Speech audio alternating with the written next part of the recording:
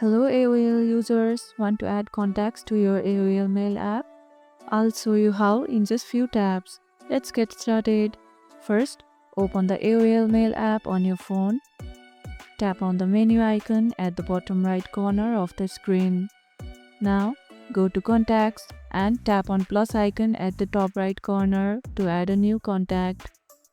Enter the contact's name, email address, and any other details you want to save.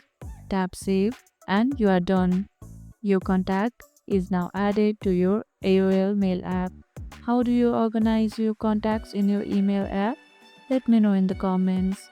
If you can't add a contact, make sure your AOL app is updated to the latest version. If this tutorial helped, hit the like button, share it, subscribe, and leave a comment. Thanks for watching, and I'll see you in the next one.